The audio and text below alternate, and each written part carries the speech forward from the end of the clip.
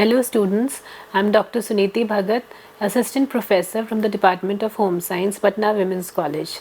Today I will be discussing about Kasuti, the traditional embroidery of Karnataka. The word Kasuti can also be analyzed as Kay meaning hand and Suti meaning cotton thread.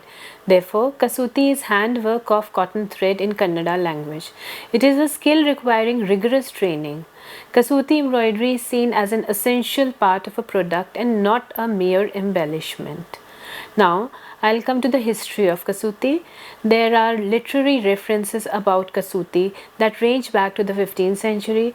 Karnataka Kasuti has a great historic background. This craft dates back to the Chalukya period. During the 17th century, when Mysore was being ruled by the Maharajas, the women in court were well versed in 64 arts, and one of them was the art of Kasuti embroidery.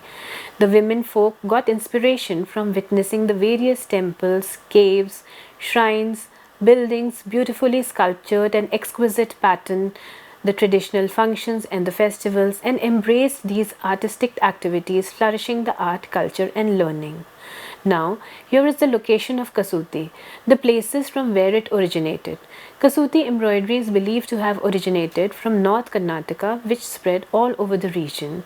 Kasuti is famous in many places of Bijapur, Dharwad, Belgaum, and Jamkhandi districts of Karnataka. Now, here are the materials used in the embroidery.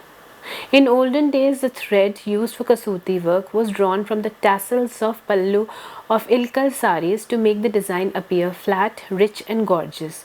In those days, silk thread was not available in Mysore. Now, instead of silk yarns, mercerized cotton threads are used.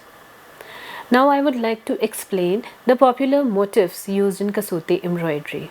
The motifs used in Kasuti embroidery are derived from mythological and architectural sources to the beautiful flora and fauna, that is gopurams, palanquin, chariot, shivling, bull, tiger, lampstand, crown of Shiva, swastik, sun, Suryamukhi, conch shell, asanas, Ram's cradle, snake, elephant, horse, Tulsi Vrindavan, etc., apart from steeds of Shiv and Lakshmi, squirrel, parrot, sparrow, peacock, cock, duck, pigeon, swan, deer are also seen.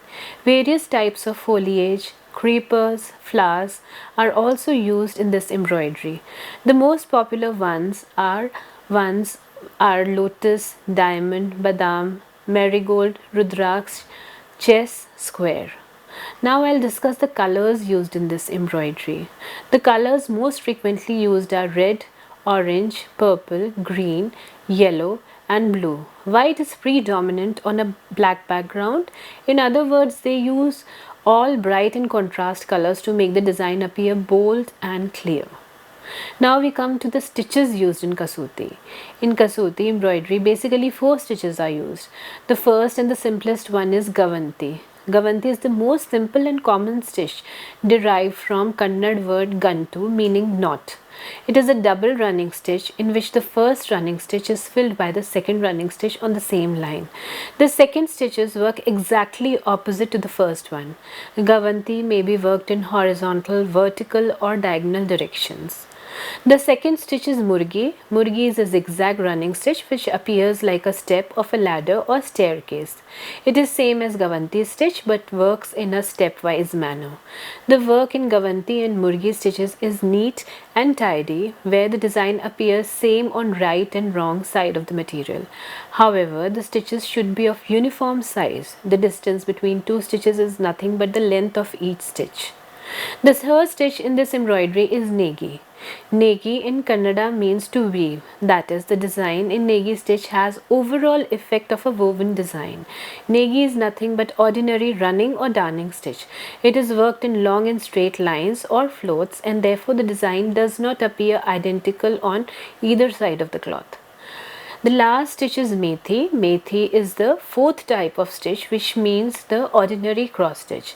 In Karnataka, Methi means fenugreek seeds. However, people of Karnataka identify the cross stitch as Methi. This stitch requires more length of thread than the other three stitches. Similar to Negi, the stitch too does not give the same appearance on either sides of the cloth. Now, I would like to highlight the present day scenario of this craft. Dharwad Kasuti got geographical identification tag in 2006 with the efforts of the Karnataka State Handicrafts Development Corporation. The new status helps protect the quality, originality, and regional identity of the craft. Kasuti work has grown beyond its traditional boundaries to be used in other dress materials like the Mysore silk sari. A Kasuti center was set up in Hubli, Karnataka by the Department of Social Welfare Government of Karnataka to encourage the Kasuti culture and also provide a single roof for the rural women to showcase their craft. However, Kasuti work is suffering from poor patronage with not many people willing to take the craft seriously. Therefore, intervention is required for the sustenance of this age-old craft. With this, I come to an end of my session. I hope this session would help you to become familiar with this unique traditional textile craft that is Kasuti of Karnataka. Thank you.